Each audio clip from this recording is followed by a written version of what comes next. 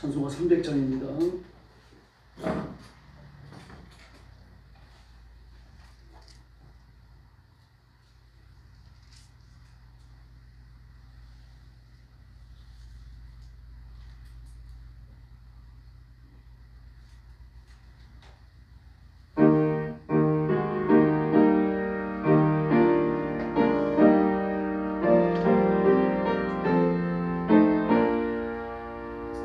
내 맘이 낙심되어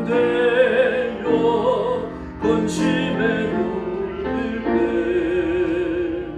주께서 내게 오사 위로해 주시네. 가는 길 캄캄하고 괴로운 마음으로 주께서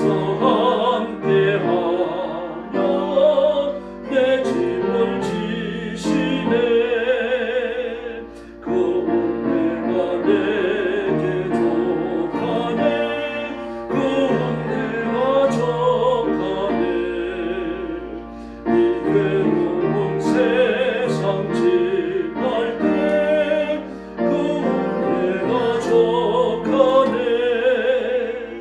희망이 사라지고 친구 날 버릴 때 주께서 속삭이며 새 희망 주시네. 싸움이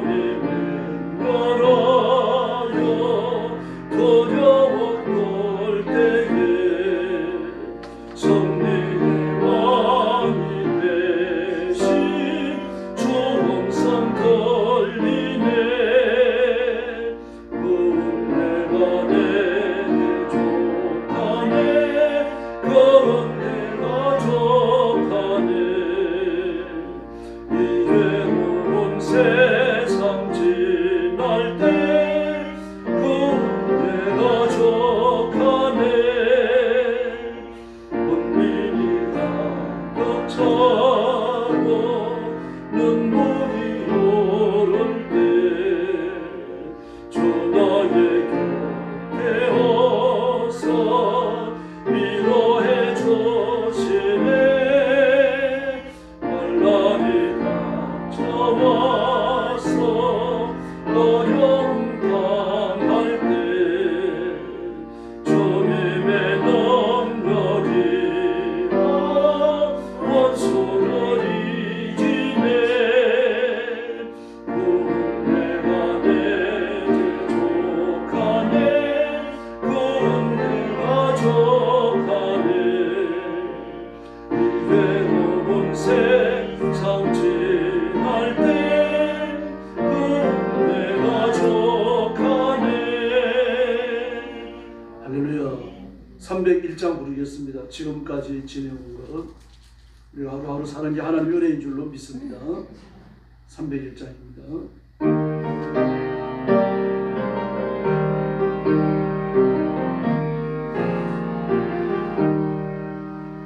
지금까지 지내온 것 주의 거시구나. 온돈 주의 주의로 말하라. 찬양해 나 주의 손이 항상 살펴주시고 모든 일을 주 안에서 평안해 하시네. 만물하나 새 힘과 살았네.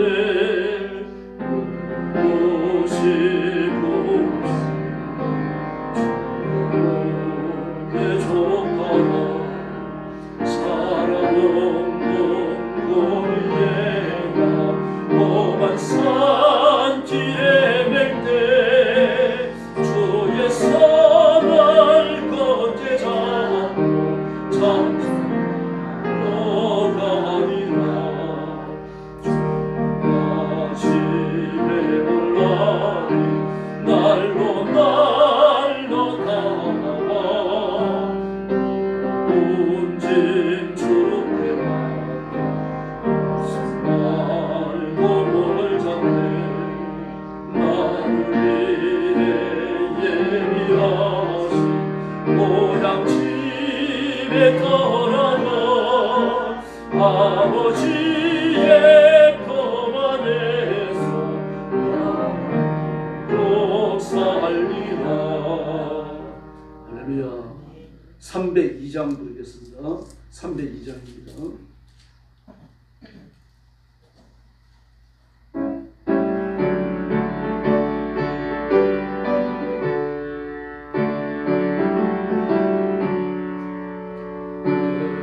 하나님 닮고 거문에는 저 큰 바다보다 깊다. 주를 꼴로 짚은 대로 저 한가운데 가보라. 언덕을 따라서 장파에 뛰어 내 주의 손에 바다로 내 맘도 정하라.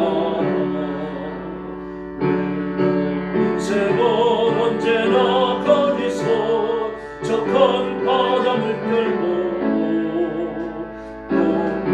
모르는 깊은 바닷속을 한 번에 하려 한번은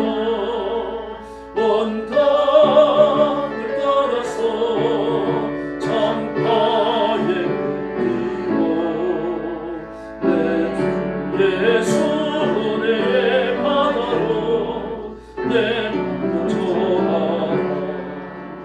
나는 사람이 같은 물가에서 저 큰 바다 하여다가 잔소리는 작은 바다 보고 마음이 아파요 못 가네.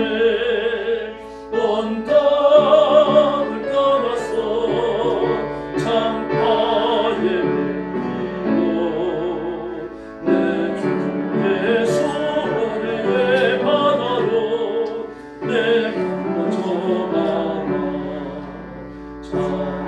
가거라 이제 못가거라 저 큰 너의 바다 향해 내로는 저 짚은 대로 가라 막막한 바다로 언덕을 따라서 장파에 뛰어 내 주의 손에 바다로 내 맘도 정하라. 할렐루야. 303장 부르겠습니다. 303장입니다.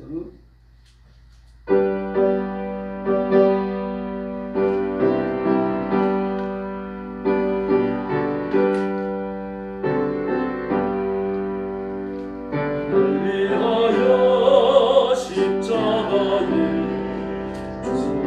고통 받아서 대신 죽은 주 예수의 사랑하신 은혜요 보배로운 피로 흘려 영영 주를 죄에서 무서움을 받아보니 어찌 찬양만할까.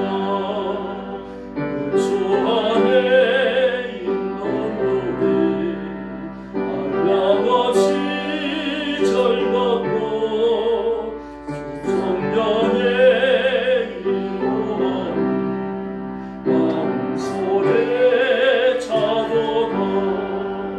천국과 소리 같던 은혜로운 그 말씀 끊임없이 던지는 어찌 찬양만할까. 그 세상에 모진 분과 쉬지 않고 걸어도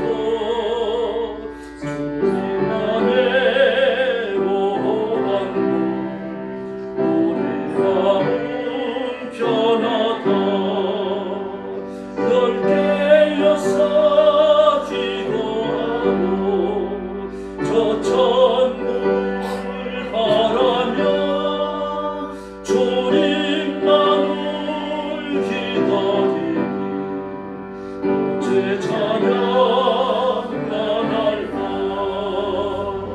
할렐루야. 304장 부르겠습니다.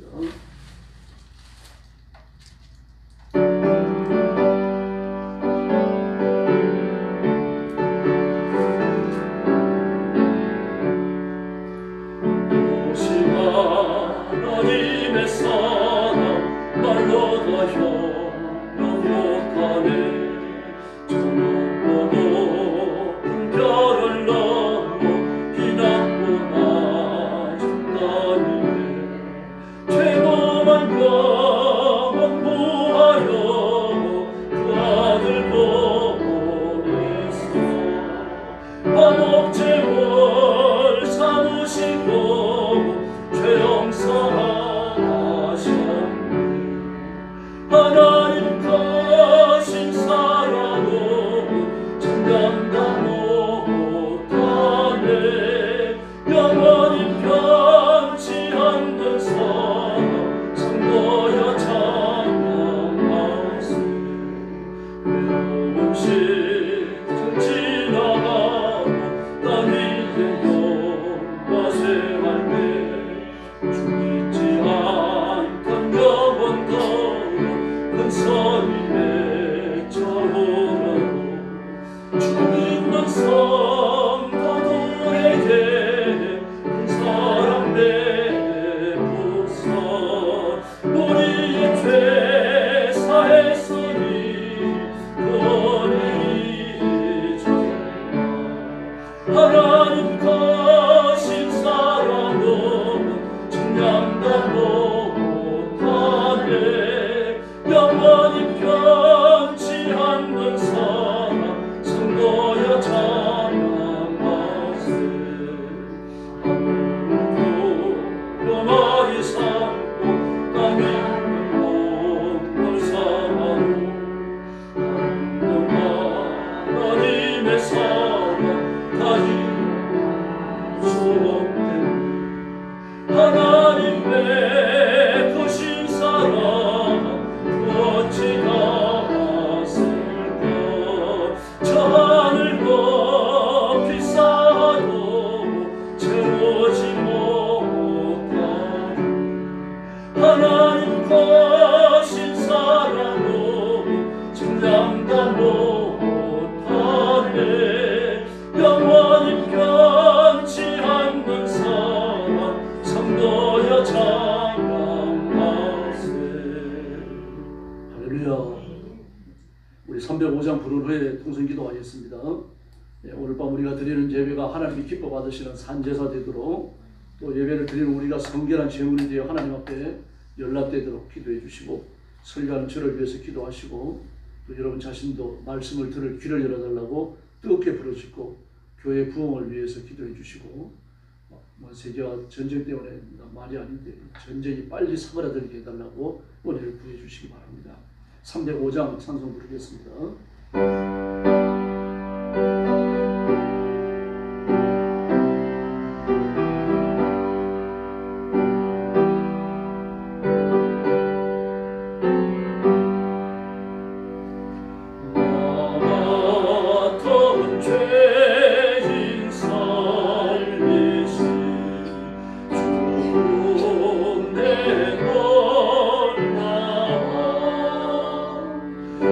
이뤘던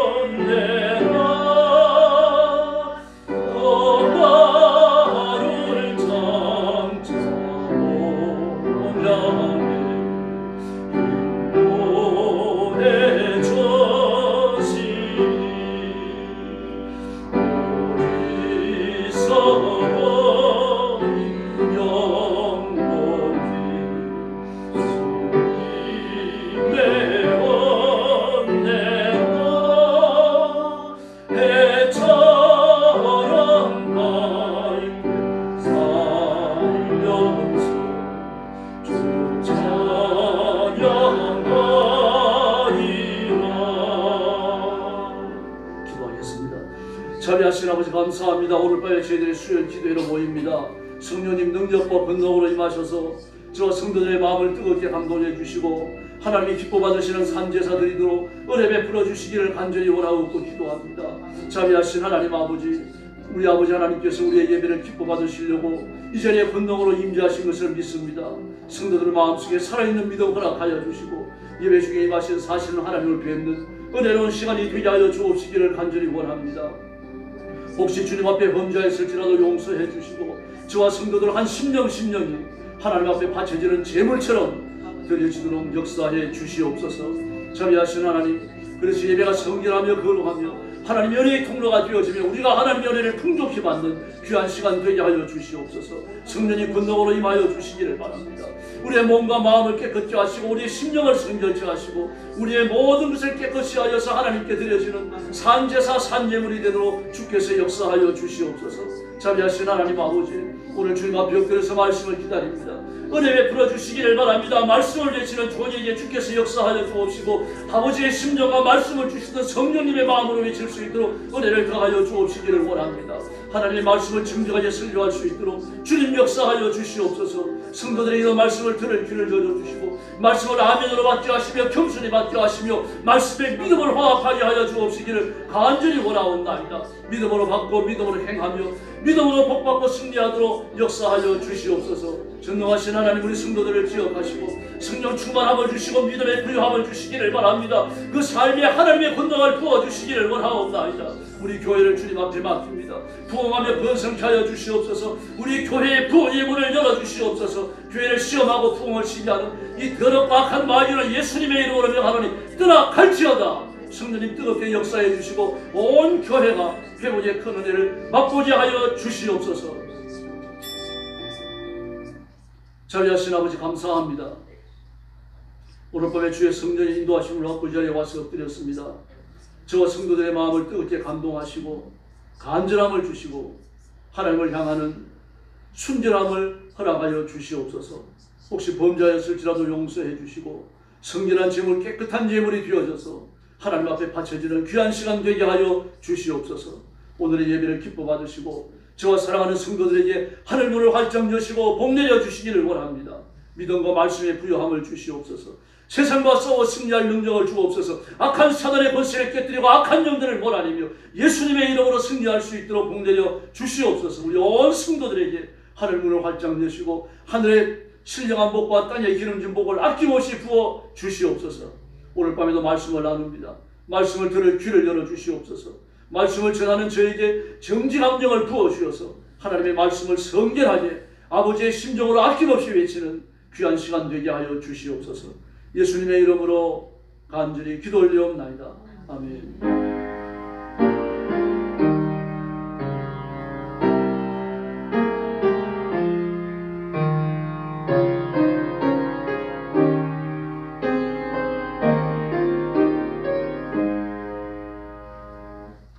하나님 말씀 묵도하겠습니다. 다니엘 5장입니다. 다니엘 5장 13절부터 31절까지 우리 새벽 예배 때처럼 돌아가면서 한 분이 몇 절씩 읽도록 하겠습니다.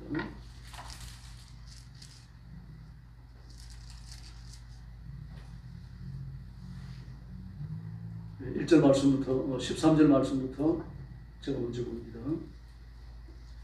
네, 그들의 왕 앞에서 말하여 이르되 왕이여 사로잡혀온 유다 자손 중에 다니엘이 왕과 왕의 도장이 지킨 검령을 존중하지 아니하고 하루 세 번씩 미안합니다. 제가 지금 6장 읽고 있는데 5장 다시 읽겠습니다. 이에 다니엘이 부름을 받아 왕의 앞에 나오매 왕이 다니엘에게 말하되 내가 나의 부왕이 유다에서 사로잡아온 유다 자손 중의 그 다니엘이냐. 내가 내게 대하여 들은즉 내 안에는 신들의 영이 있으므로 내가 명철과 총명과 비상한 지혜가 있다다 하더라. 지금 여러 지혜자와 술객을 내 앞에 불러다가 그들에게 이 글을 읽고 그 해석을 내게 알게 하라 하였으나 그들이 다 그 해석을 내게 보이지 못하였느니라. 내가 내게 대하여 들은즉 너는 해석을 잘하고 의문을 푼다 하도다. 그런즉 이제 내가 이 글을 읽고 그 해석을 내게 알려주면 내게 자주색 옷을 입히고 금사슬을 내 머리에 걸어주어 너를 나라의 셋째 통치자로 삼으리라 하니 다니엘이 왕에게 대답하여 이르되 왕의 예물은 왕이 친히 가지시며 왕의 상급은 다른 사람에게 주옵소서. 그럴지라도 내가 왕을 위하여 이 글을 읽으며 그 해석을 알리이다.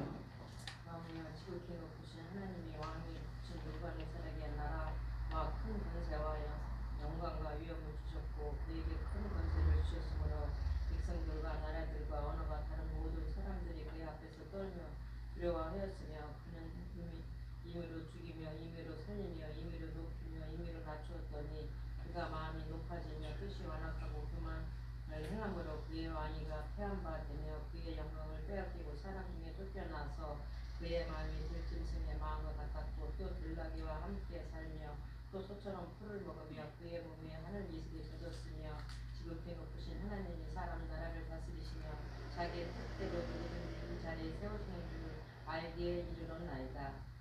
벨사살이여 왕은 그의 아들이 되어서 이것을 다 알고 아직도 마음을 낮추지 아니하고 그리고 자신의 하늘의 주제보다 높이며 그의 성전 그릇을 왕 앞으로 가져다가 왕과 귀족들과 왕들과 부흥들이 다 그것을 술을 마시고 왕이 또 긋지도 앉지도 못하는 그는 불이 새와 나무 돌로 만든 신상들을 찬양하고 도리어 왕이 호흡을 주장하시고 왕이 모든 길을 작정하신 하나님께 영광을 돌리지 아니한지라. 그러므로 그의 앞에서 이 손가락이 나와서 이들을 기록하였나이다. 기록된 글자는 이것이니 곧 메네 데겔 우바르시니라.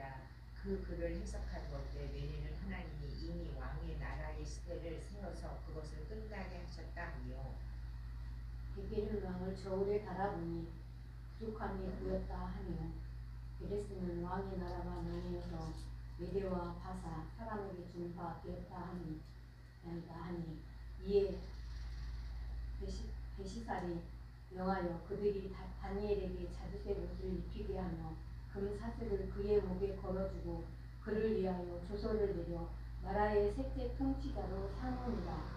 그날 밤에 갈대아 왕 벨사살이 죽임을 당하였고 31절 같이 봅니다.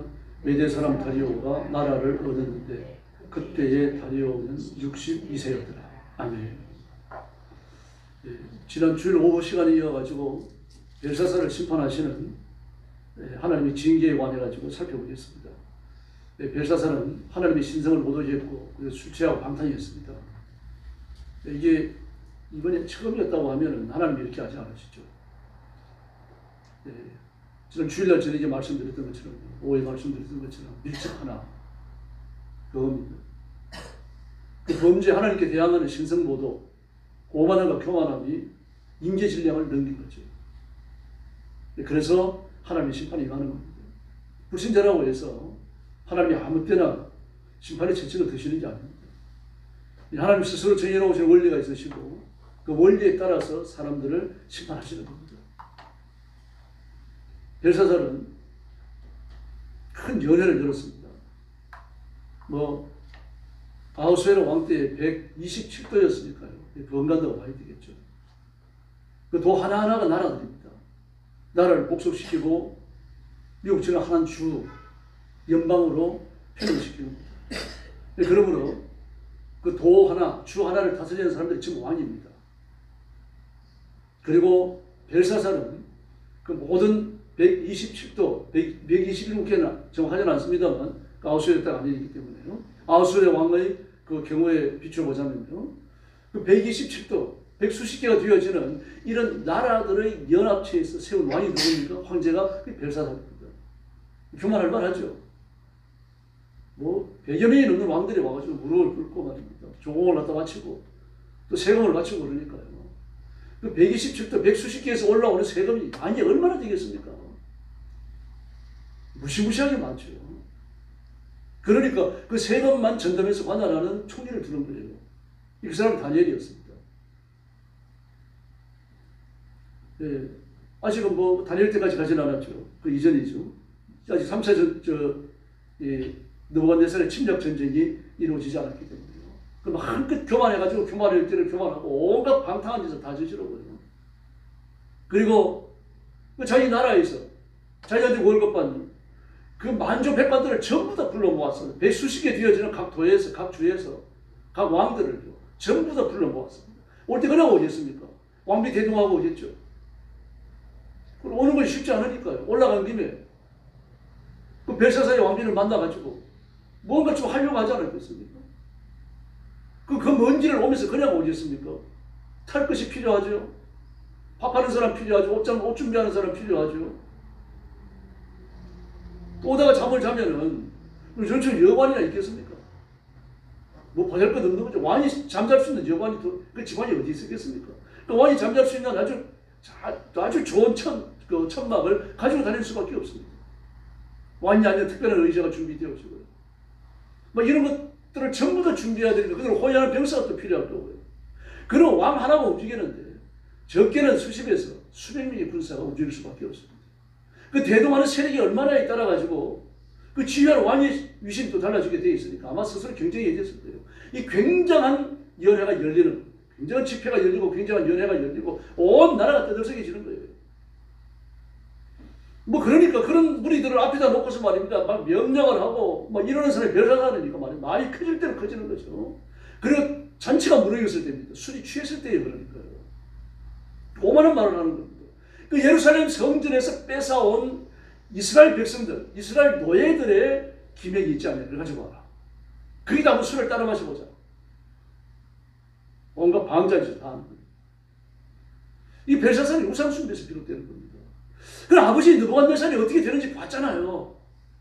하나님이 느부갓네살에게 어떤 능력을 주었고 자기 아버지 느부갓네살이 교만할 때에 그 저주를 받아가지고 짐승이 되는 걸 봤고 그리고 그가 회개할 때에 하나님이 충능을 주셔가지고 사람으로 되돌아오는 걸 보고 말입니다. 하나님을 잘 섬기다가 세상을 떠나는 걸 그 눈으로 봤잖아요. 직접요. 그 보면서 자라오지 않았습니까? 그냥 하나님의 기적을 눈으로 본 사람이고 하나님의 사랑을 본 사람이고요. 하나님의 자비를 체험했던 사람입니다. 우상숭배에서 빠져나오지 못했어요. 느부갓네살과 유대 청년 사이에서 일어나는 영적인 암투와 영적인 전투를 눈으로 본 거 아닙니까?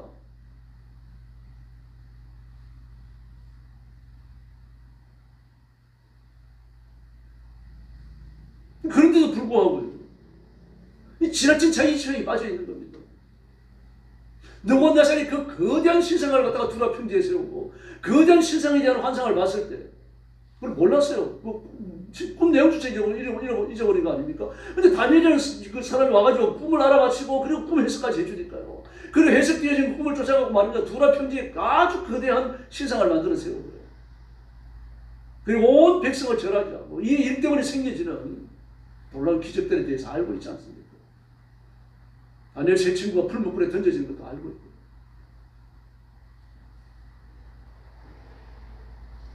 그런데도 불구하고 그런 오만한 짓을 저질렀던 겁니다.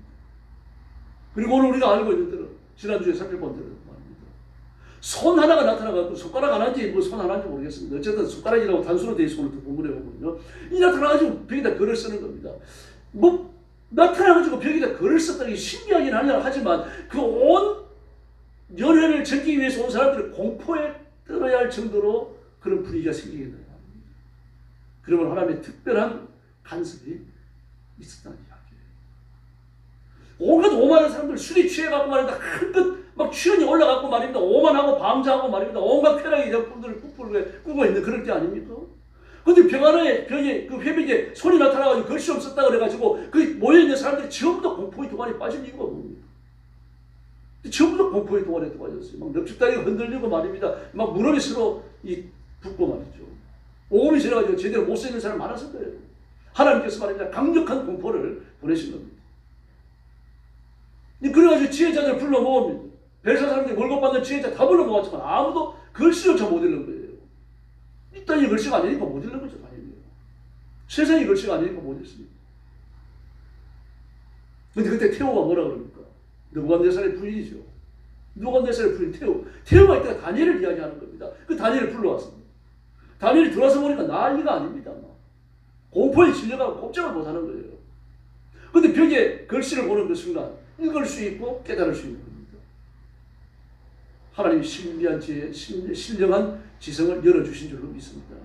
이건 내가 깨닫는 게 아닙니다. 내 마음속에서 나오는 게 아니라 외부에서 임하는 거예요. 하나님의 능력으로, 하나님의 권능으로, 하나님의 은혜로 임하는 겁니다. 깨닫는다고 하는 것은 내 힘으로 깨우치는 거죠. 그러나 외부에서 오는 건요. 이 벼랑만 지상이 열리는 거죠. 지금까지 없었던 거예요. 지금까지 없었던 것이고 이 세상에 있는 글씨가 아닌데 그 글씨가 벼랑만 열려지는 거예요. 하나님 초월의 지성을 주신 겁니다. 그때 왕이 말합니다. 태호가 이야기하는데 내 속에는 많은 신들의 영이 있다고 말하기 때문에 너는 지혜가 있어서 글씨를 읽을 줄 알고 해석할 수 있을 줄 안다. 만약에 글을 읽고 해석해 준다고 하면 너에게 그 목걸이를 주고 그리고 너를 셋째 치리자로 삼겠다. 온갖 영화를 갖추겠다는 이야기입니다. 그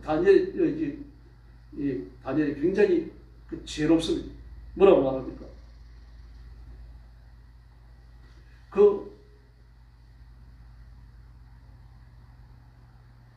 이 영광과 권세, 왕으로서 누릴 수 있는 그 권력은 왕이 가지십시오. 그 제게 줄 선물은 다른 사람에게 주셨습니다. 아주 지혜롭게 이야기했습니다. 하나님이 새로운 지성을 주신 거예요. 그러니까 사람이 감당할 수 없는 지혜가 거기서 막 샘솟기 시작하는 겁니다. 모두 다니엘의 입만을 쳐다보는 겁니다. 이게 마귀하는 짓입니다.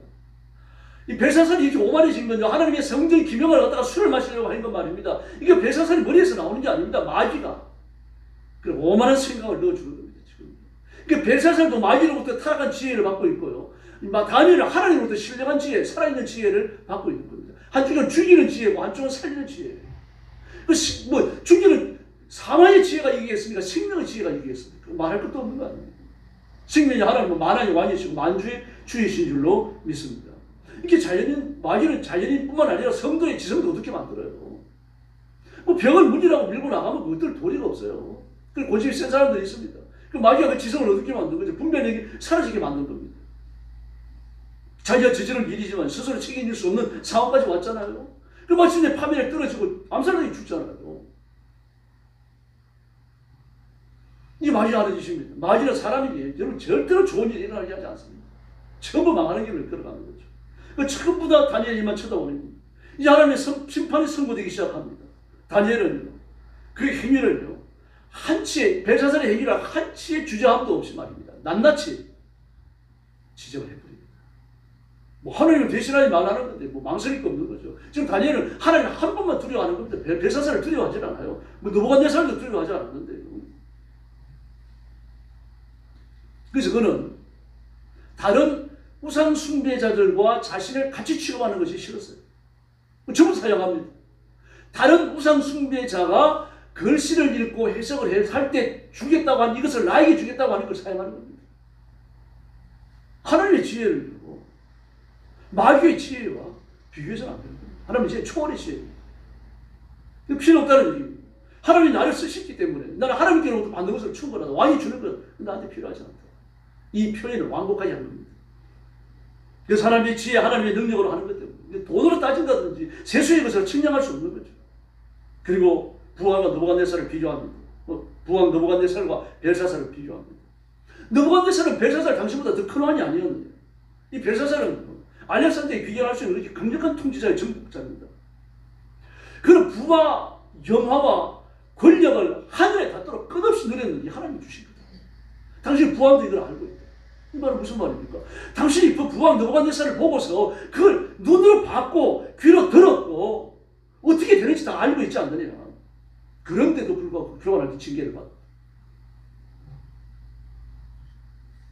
이 징계가 당신에게도 임했다. 벨사살보다 못하지 않느냐. 벨사살 당신은 느부갓네살보다 못하지 않느냐. 그런데도 느부갓네살보다 더 교만했다.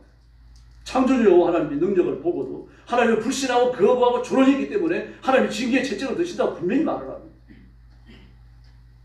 그래서 글씨를 읽습니다. 메네메네 대겔 우바르시. 메네는 뭡니까? 세었다는 얘기죠. 네가 왕위에 있는 횟수가 얼마나 될 것인지 하나님 다 세었다. 이거 두 번을 이야기해요. 세었다, 세었다. 그거 달아봤다. 너를 저울에 달아봤는데 가볍다. 너무 가볍다. 그래서 어떻게 됩니까? 심판을 받는 거죠. 세어보았다. 하나님께서 우리 남은 일수를 다 아십니다. 셀 필요도 없으신 분들 한눈에 보시면 아는 거예요. 제가 앞으로 몇 날 더 살지 하나님이 아십니다. 마찬가지 여러분들 대해서도 마찬가지입니다. 뭐 100수를 하겠다, 120수를 하겠다 꿈을 꿉니다만 하나님이 우리가 앞으로 얼마나 더 살지 한눈에 보고 아셔요. 세고 계시는 겁니다. 셈하고 계셔요. 그러므로 하나님을 바라보고 하나님 부르실 때 가면 되는 겁니다. 뭐 이 세상에 예측 가질 거 있습니까? 그럼 하나님 나라에 대해서 예측을 가져야 돼요. 막 결심을 하고 하나님의 손을 붙들어야 됩니다. 늘 범죄의 개수입니다. 벨사살 지간의 통치가 계산되어졌고 너희 범죄가 계산되어졌고 내 날수가 계산되어졌고 이제 너는 끝이다. 이게 면회입니다. 대결입니다. 너를 달아봤다. 세웠다. 두 번째는 달았답니다. 달아봤다. 네 행위가 어떤지, 네 행적이 어떠한지, 너희 통치적인 그 남긴 흔적이 어떤지 내가 다 달아봤다. 그런데 수준에 미치지 못했다. 느부갓네살이 반도 안 된다. 술 취하고 방탕하고 신성을 조롱하고 하나님께 대해 고의적으로 거역하고 이 모든 것을 다 달아보시니까 힘이 부족하기 때문에 심판대에 매달 수밖에 없다는 겁니다. 사무엘상 2장 3절을 보니까요. 하나님 지식이 하나님이시다. 그 행위를 달아보십니다. 저와 여러분 행위도 달아보십니다. 하나님의 지원에 달아보셔요. 그리고 우바르신 벌써 나뉘어졌다. 그리고 암살당하죠. 암살당이 죽습니다. 그 밤에 혁명이 일어나는데 은혜랑을 쳐들어오니까 메대 파사가 쳐들어옵니다. 메대와 파사 두 나라가 있었는데 그때 이 메대의 임금이 다리오였고 파사의 임금이 고레스입니다. 다리오는 나이가 많아요. 그 다리오의 딸과 그 파사의 왕이 고레스를 결혼을 합니다.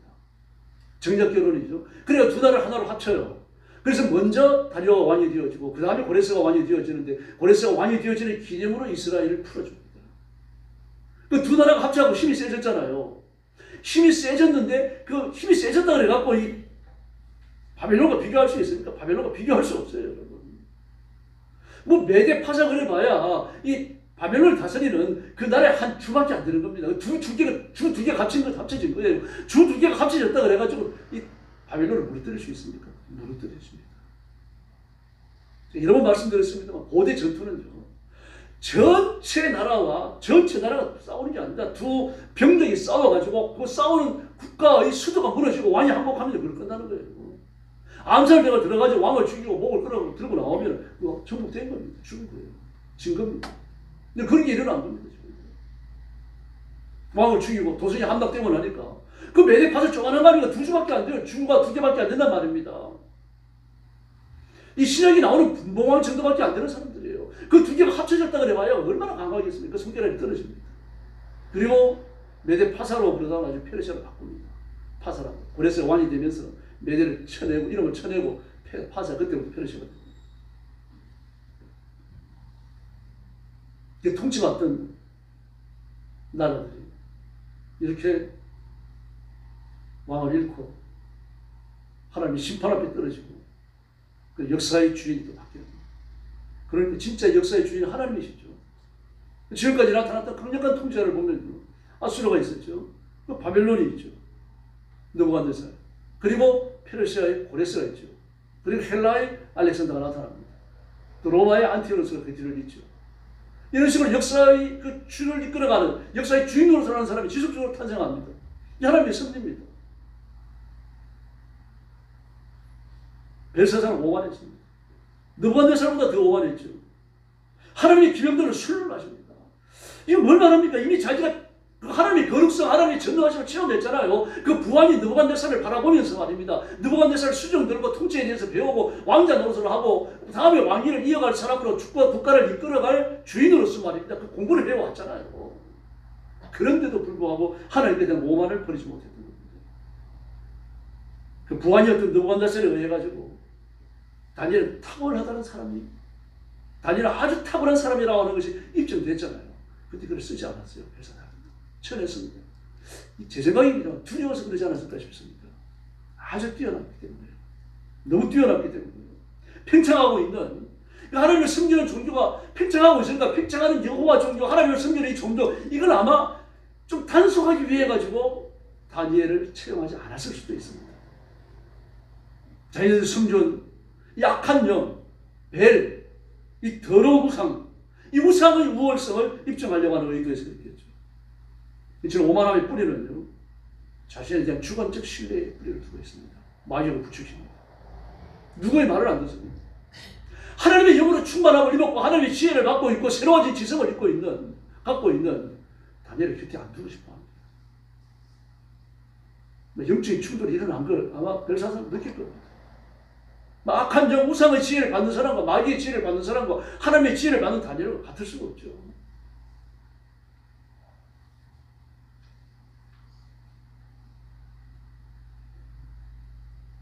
이처럼 오만함의 뿌리는 파멸입니다. 하나님을 부인하고 자기를 신뢰하고 하나님을 배척하고 조롱하고 극단적 상황까지 나가잖아요. 그 심판받고 끝맺고 마는 겁니다. 그런데 예수 믿는 사람들은 하나님의 자녀들 그리스도인들에게도 이와 같은 죄의 뿌리가 자신의 본성으로 자리 잡고 있다는 것을 알아야 합니다. 오만함입니다. 이걸 발견하고 처리해야 되는 거죠. 그렇지 않으면 믿음이 약화되어집니다. 아담과 하와를 보십시오. 그 선악과를 따먹는 과정에서 하나님의 말씀을 기억해야 될 게 아닙니까? 하나님의 말씀을 기억해야 되는데 마귀의 말에 귀를 기울이죠. 그 이유가 어디 있습니까? 자기 판단을 신뢰하기 시작했던 겁니다. 하나님의 판단에 그 근거를 두고 하나님의 판단에 기울어져야 되는데 자기 판단에 기울어지는 거예요. 이게 여러분 패망의 성공입니다. 인간의 힘과 인간의 능력으로는 마귀의 지혜와 싸울 수 없어요. 마귀를 우리가 어떻게 해야 되나, 어떻게 하면 한 코에 넘어진다는 걸 알고 있습니다. 그러면 하나님 앞에 기도하고 하나님을 바라보면 그 마귀를 이길 수 있는 능력을 공급받게 될 줄로 믿습니다. 그래서 하나님을 바라봐야 돼요. 예수 믿는 사람, 그리스도인 거듭난 사람이라고 할수록 우리 하나님을 바라보고 하나님을 신뢰하고 하나님의 지혜를 기대해야 합니다. 이 자신의 결정을 따라가면 안 돼요. 베드로도 주님과 죽겠다는 결단까지 했잖아요. 그러나 예수님이 십자가에 죽어야 된다고 말하니까 주님 그러시면 안 됩니다. 만류합니다. 그러다가 뭐라고 말씀하십니까? 사단아 내 뒤로 물러가라. 갑자기 마귀 새끼가 되어버렸습니다. 이렇게 하나님의 지혜를 받고 하나님 앞에 칭찬 넣는 사람, 기도하면 병이 낫는 사람, 기도하면 악한 영들이 쫓겨나가는 이런 사람도 마귀의 조종을 받을 수 있어요. 그래서 우리가 깨어 있어야 됩니다. 깨어 있어야 되고 영적으로 긴장해야 되고요. 예수님을 바라보며 살아야 할 줄로 믿습니다. 하나님은 아브라함의 무지와 오만도 꺾으셨습니다. 창세기 15장에 보면요. 아브라함이 몹시 낙심해 있었습니다. 아들 낳는 문제 때문에. 72세 때 갈 때 하란을 출발하잖아요. 하란을 출발할 때 근데 나이가 있는데 70이 넘은 노인인데 요즘 노인처럼 그런 노인하고 좀 다릅니다.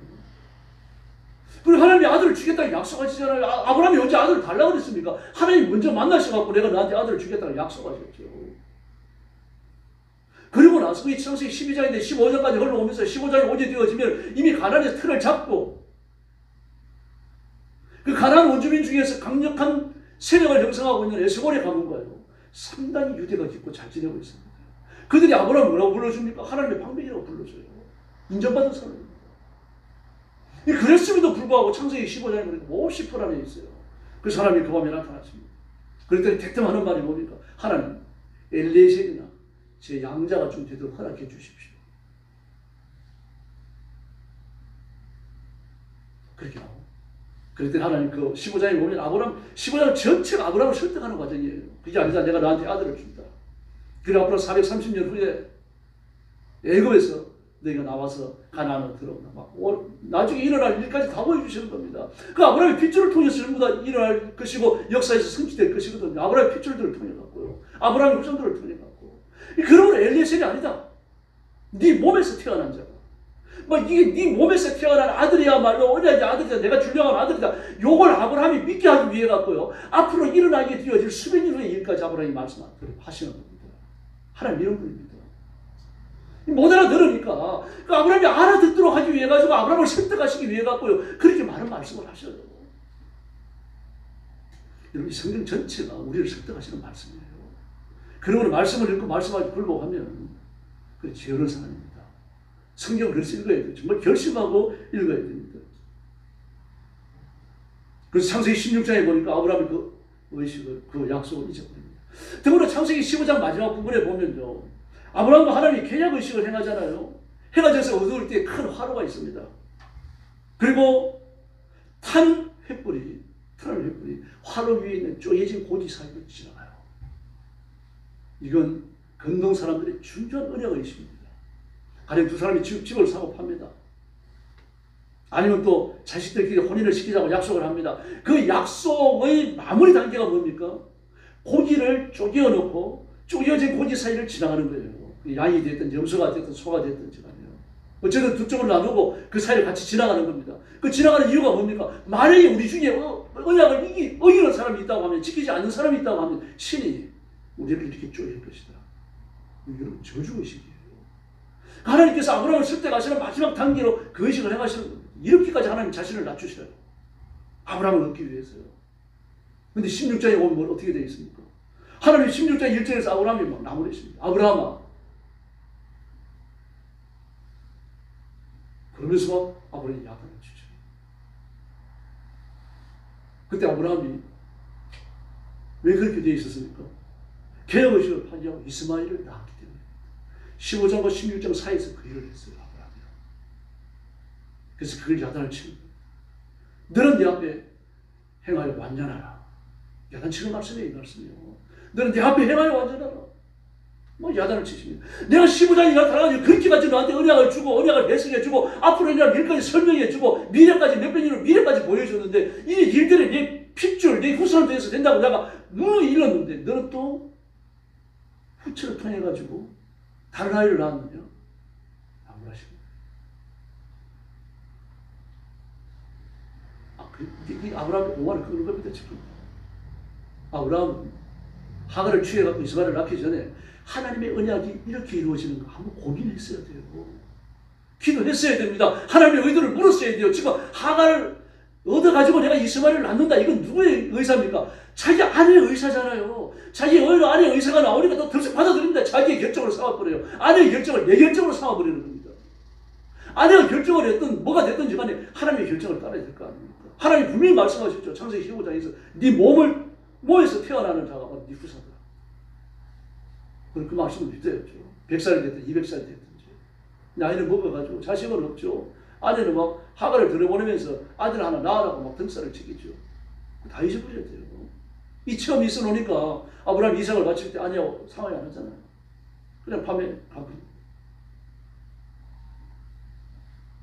그리고 그의 오만이 꺾어졌을 때 창세기 21장에서 아들을 주십니다. 시몬도 마찬가지예요. 야곱도 마찬가지예요. 야곱도 하나님의 약속을 믿지 못하고 하나님의 주권적 통치 앞에 굴복하지 않습니다. 자기 온갖 이성과 경험과 술수를 사용해서 이러려고 합니다. 그래서 아버지도 속이고 형도 속이고 말이죠. 그러다가는 형을 속이고 장자의 명분을 뺏어놓으니까 이 사실을 안 예서가 어떻게 합니까? 죽이려고 칼을 갈아요. 그걸 보고는 말입니다. 그 어머니 리버가 너무 사라가 너무 놀래갖고요. 리버가죠. 너무 놀래갖고는 어떻게 합니까? 자기 외가가 있는, 저 야곱의 외가가 있는, 자기 친정이 있는 하란으로 보내잖아요. 하란으로 보내가지고 누구 만납니까? 자기 10배쯤 큐아라고 못돼 먹은 라반을 만나요. 외삼촌을 만나요. 그리고 20년간 닦일 대로 닦입니다. 부인을 라반이 딸이 둘 있잖아요. 라헬과 레아가 있잖아요. 근데 레아는 어떻습니까? 눈매가 이쁘고 라헬은 몸매가 예뻤어요.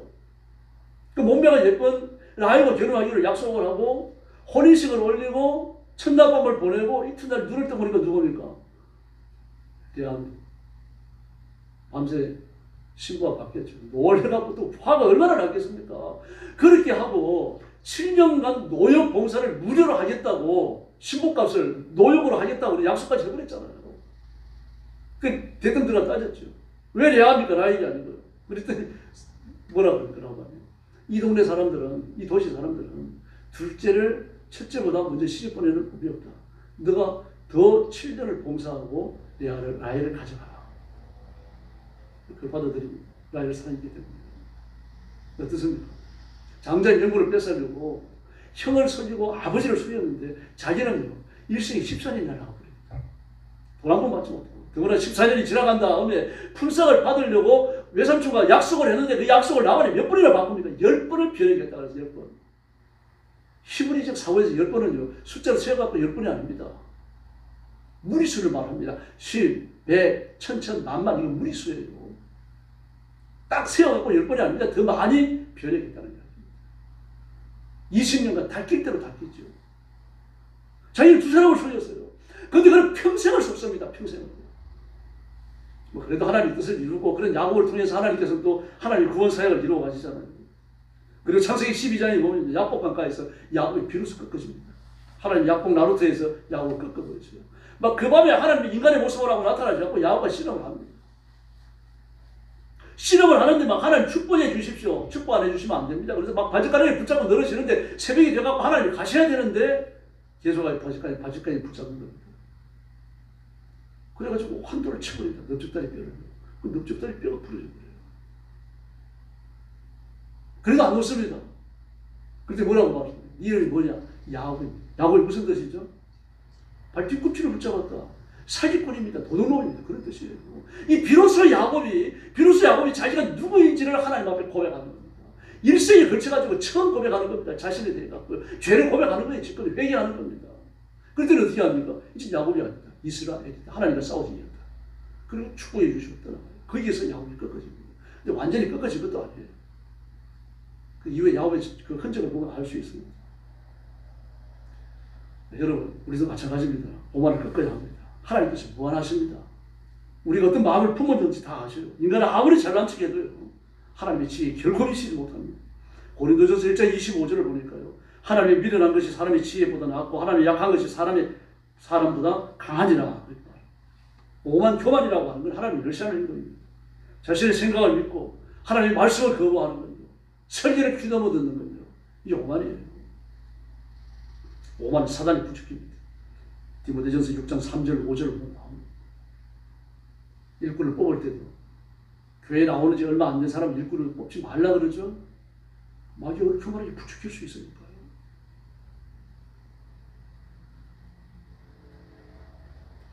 아브라함은 하나님 아들 안 주셔도 됩니다. 이 아들을 제가 책임지고 만들어 놓겠습니다. 그리고 이스마엘을 낳아버립니다.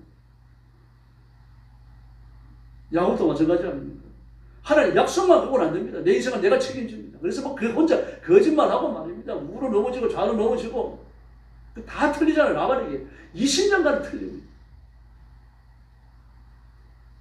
그래서 하나님께서 야곱을 불쌍히 여기셔서요, 내 아내를 주시고 13자녀를 주시고 12아들과 한 딸을 주셨죠.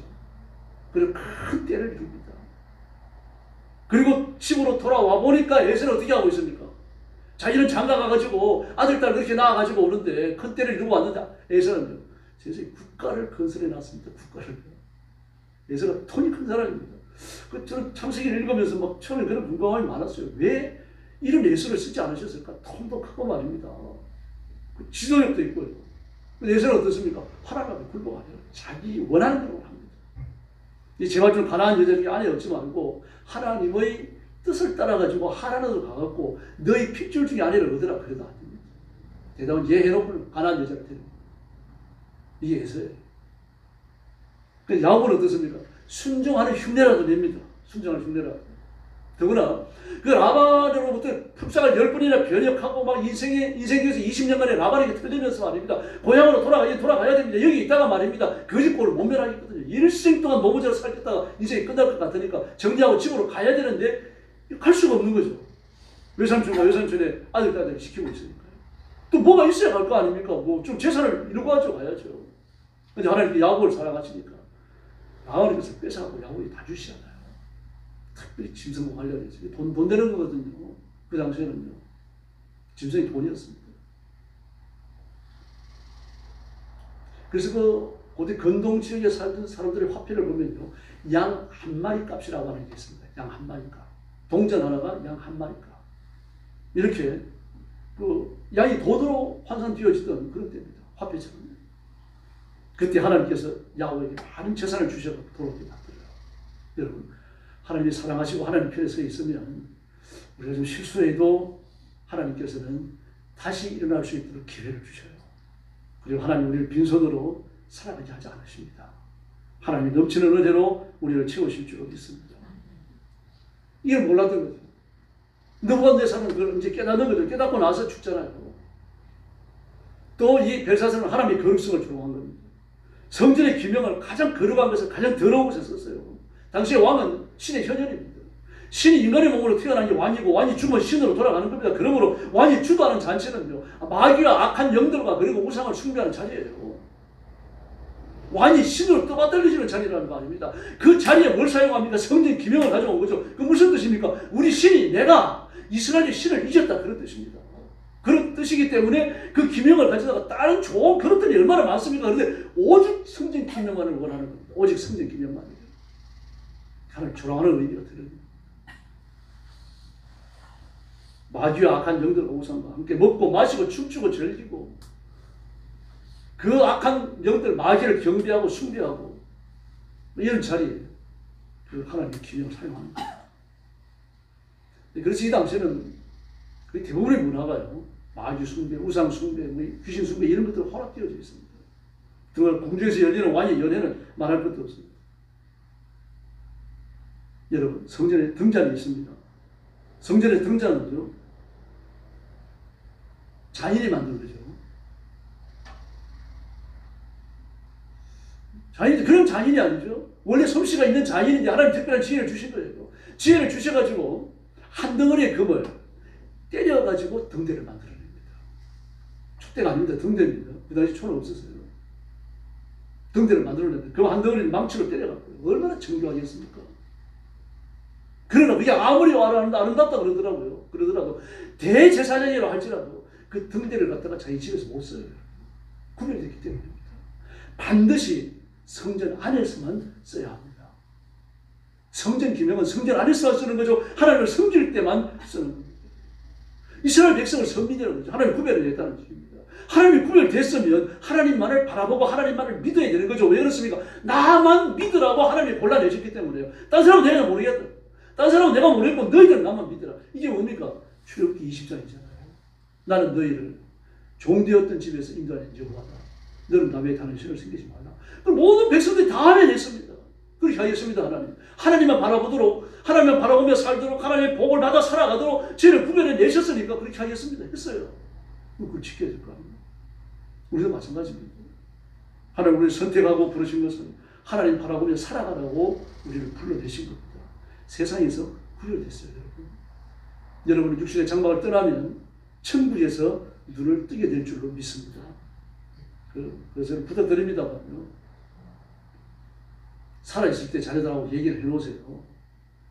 돌아가시고 나면 장례식 치를 때 삼배 수어 입고 7개의 돈을 메고 절대 그거 하지 말라고. 왜 삼배를 수의를 합니까? 잘 쓰으라고 그런다 그러는데 나중에 좀 현실적인 이유를 따진 거고요. 이 삼병선 있는 건 다른 의미가 없습니다. 사람이 죽고 나면은 시신은 음이거든요. 삼배가 음이에요. 음의 신분입니다. 음의 신분으로 몸을 감싸므로 양기가 들어와가지고 이 사람이 죽었잖아요. 사람이 죽어. 옛날에 귀신이라고 그러죠. 유교에서는 사람이 죽고 나면 사후존재를 귀신이라고 그런단 말입니다. 귀신이 방황하다가 저승에 못 갈까 봐요. 양기가 음속을 영은 음기가 약해질 거 아닙니까? 귀신의 음기가 약해지면은 방황하는 거죠. 저승을 못 가는 거예요. 그래서 삼병선이 되고 또요. 7마디로 묶습니다. 7마디로 묶는 건 뭡니까? 음기가 너무 관여하면 시신이 살아서 일어나거든요. 그 연말에 있잖아요. 고양이가 관을 타고 넘어가면 관이 일어선다고 그랬죠. 그 음기를, 관여지는 음기를 누르기 위해 가지고 7마디를 묶었던 겁니다. 5마디도 아니고 7마디. 짝수로 묶으면 안 됩니다. 양기를 위해서요. 그런 식으로 그리스도인이 장사에 지낼 수 있겠습니까? 7마디를 꼭꼭 묶어요. 왜 그럽니까? 죽는 건 뭡니까? 하나님 뵈러 가는 거예요. 그럼 지금 내가 살아서 하나님을 뵈러 간다라는 생각을 하시고 그런 옷차림을 하세요. 남자 같으면요, 하얀 와이셔츠 입고 빨간 넥타이 메고 양복 입고 깨끗한 양복 입고 구두까지 신으셔야 돼요. 양말 신고 하얀 장갑 끼고요. 그 안경 끼는 사람들은 안경 끼고요. 그리고 일관점에 드리는 거예요. 여자들도 그래야 됩니다. 여성들도. 그럼 나는 지금 죽는 게 썩고 뭐 타는 걸로 끝나는 게 아니라 내가 하나님 뵈러 가는 거다. 그런 생각을 가지시고 장례식을 치르셔야 돼요. 그 기독교의 장례입니다. 여자들도 마찬가지입니다. 드레스나 원피스나 투피스 입으셔야 돼요. 그리고 관 크기를 생각하시고 화관도 쓰세요. 머리에다 대고요. 결혼식 할 때 쓰는 화관요. 화관 쓰시고 구두 신으시고요. 그 정말 기쁘게 하나님 만나러 가는 그 모습으로 우리의 장례식을 치러야 돼요. 칙칙하고 어둡고 말입니다. 그런 장례식이 아니라 하나님을 뵈러 가는 그 설레는 장례식을 치러야 되는 거죠. 이건 어디에서 나옵니까?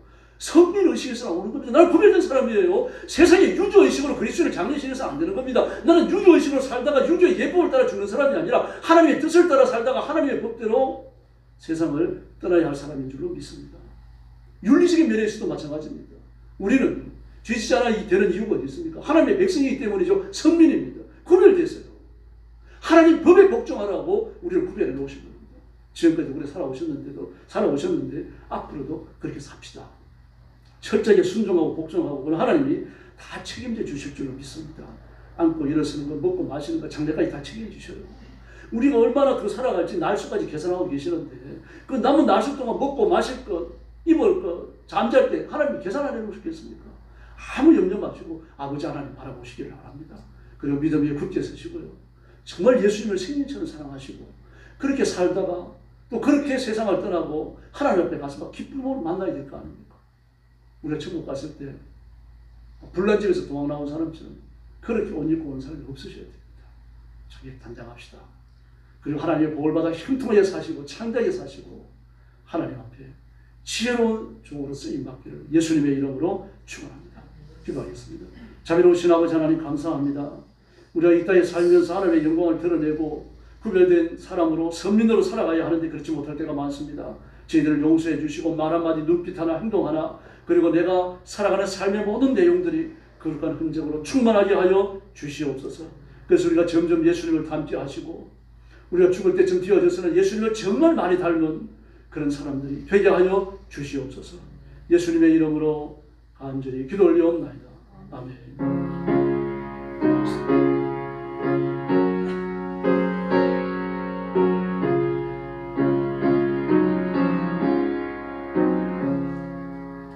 찬송가 316장 부르겠습니다. 주여 나의 생명 나의 정성 드립니다.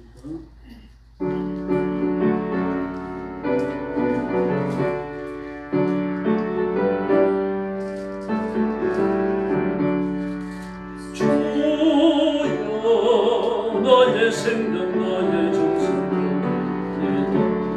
이 작은 나의 생명 나의 정성 주만을 위하여서 살기 원하오니 주여 잡아주소서 나를 잡아주소서 주만을 위하여 살게 하소서 하늘 같은 성령으로 충만케 하소서 나마다 기뻐하게 하고 주님 위에 살게 하소서 주여 나의 가진 모든 아무리 나 혼자서 너의 힘으로는 어찌할 수 없어 저만 어지합니다 주지 모든 남 주시옵소서 그 같은 성령으로 충만케 하소서 와도 절감이 와도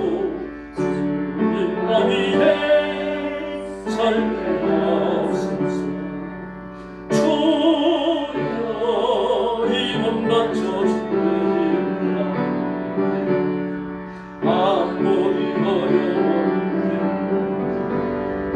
주와 함께 승리하며 살게 하옵소서 주님 사랑 크시니 주와 어떻게 하여 불같은 성령으로 충만케 하소서 와도 저감이 와도 주님만 위해 살게 하소서. 할렐루야. 기도 생활에 힘써 주시고요. 특별히 지금 국제 정세가 몹시 어지러운데 지금 전쟁도 전쟁이고 기후도 그렇고요. 그리고 세계적 경제가 굉장히 지금 어지럽습니다. 혼란스럽습니다. 중국 경제가 위험하고 일본 경제도 위험하고요. 미국도 마찬가지입니다. 미국도 2, 3년 안에 경제 공황이 시작될 걸로 미국 경제학자들이 예측하는 사람들이 있고요. 미국에서 시작되어진 경제적 위기가 중국과 일본이 그 위기를 선도하고 경제 공황에 가까울 정도의 위기가 없고 예측합니다. 근거를 갖고 하는 얘기도 있거든요. 그래서 하나님의 은혜를 구하셔야 돼요. 우리 민족의 은혜를 주셔서 우리 민족에게 살 길을 열어주시고 대한민국이 복을 받아 세상에 가난한 나라를 가난한 백성들을 모두 살리게 해주십시오. 그렇게 기도하시고 여러분 자신이 그렇게 쓰임받도록 부르시기를 바랍니다. 지금 내가 나이가 몇인데 그러십니까? 이제 그런 생각하지 마시고요. 아브라함은 120세에 모세는 120세에 부름을 받아요. 그 당시에. 그래서 그런 문제들을 놓고 좀 부르짖고 특히 우리 교회가 하나님의 은총과 능력, 권능이 회복되고 부흥을 할 수 있도록 부흥의 문을 열어달라고 좀 안타깝게 부르짖어 주시기 바랍니다. 이제 뵈 계시는 분들하고 인사 나눠주시기 바랍니다.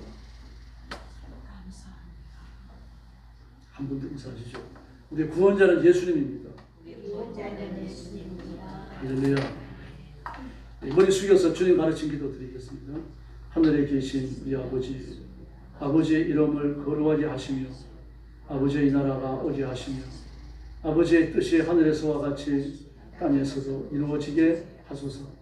오늘 우리에게 일용할 양식을 주시고 우리가 우리에게 잘못한 사람을 용서하여 준 것 같이 우리 죄를 용서하여 주시고 우리를 시험에 빠지지 않게 하시고 악에서 구하소서. 나라와 권능과 영광 영원히 아버지의 것입니다. 아멘.